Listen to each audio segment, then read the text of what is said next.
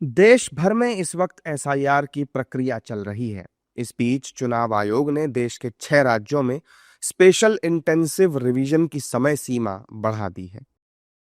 इन राज्यों में उत्तर प्रदेश, मध्य प्रदेश, छत्तीसगढ़, गुजरात, तमिलनाडु और अंडमान निकोबार शामिल हैं।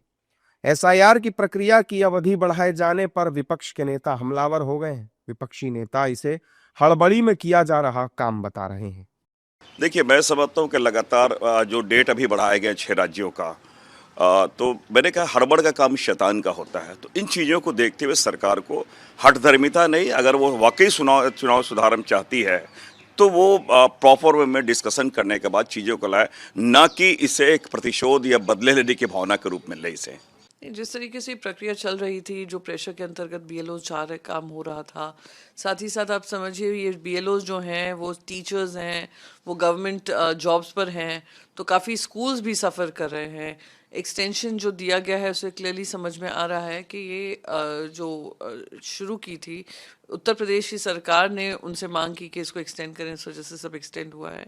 तो मैं मानती हूँ कि ये जल्द से जल्द ख़त्म होना चाहिए, जल्द से जल्द इस पे इम्पार्शल तरीके से ये प्रक्रिया को ख़त्म करना चाहिए और किसी भी तरीके का support system Bharatiya Janata party के लिए बनाना ये गलत रहेगा। देखिए, एसआईआर की जो सीमा बढ़ाई गई है वो अच्छा हुआ है, क्योंकि जो बीएलओ की तमाम डेथ हो रही थी और वहाँ की जनता आनन फानन में भाग दौड़ में, कई लोग बाहर रहते थे, अपनी रोजी रोटी के लिए गए हुए थे, उनका कोई प्रूफ नहीं था, तो इससे फ़ायदा मिलेगा। एसआईआर से जो डेट बढ़ी है उससे लोग संतुष्ट हुए हैं। जबकि एनडीए नेता एसआईआर को बेहद जरूरी बता रहे हैं और जल्द से जल्द प्रक्रिया के पूरे हो जाने की बात कह रहे हैं। अब एसआईआर होना चाहिए और अवसर मिलना चाहिए और टाइम बाउंड भी होना चाहिए, नहीं तो लापरवाह लोग हैं। अब 1200 वोट पर 1000 से 1200 में एक बीएलओ है और इतना साल से बीएलओ पड़ा हुआ, क्यों नहीं 1200 वोट को ट्रेस किया भाई, कौन मरा है, कौन बाहर है, कौन बैठा है। तो ऐसे लोगों को अवसर मिलना चाहिए कि भाई भारत का नागरिक वोट डाले, मर गया वो नए वोट डालें, 2 जगह हो 1 जगह वोट डालें, 18 साल की उम्र वो जुड़ जाए और जो माइग्रेट किए हों उनसे पता हो कहाँ रहना है, यहाँ रहना है, वहाँ रहना, कोई नए लोग आए हों उनको भी जुड़ाना चाहिए। ये सारा एसआईआर की प्रक्रिया है, मैं इसका स्वागत। आज इतने साल से विपक्ष जो चिल्ला रहा है, क्यों नहीं व्यवस्था किया भाई, रोजगार के साधन के, घर द्वार क्यों नहीं हुआ, कागज़ नहीं, ये नहीं, क्यों नहीं शिक्षा दिया, क्यों नहीं रोजगार दिया, क्यों नहीं उनको आवास दिया, क्यों नहीं मकान दिया, क्यों नहीं उनको व्यवस्था दी, ये सब क्या कर रहे थे। चुनाव आयोग को ये सक्षम अधिकार प्राप्त है। आज़ादी के बाद विभिन्न समय कालखंड में एसआईआर हुआ है।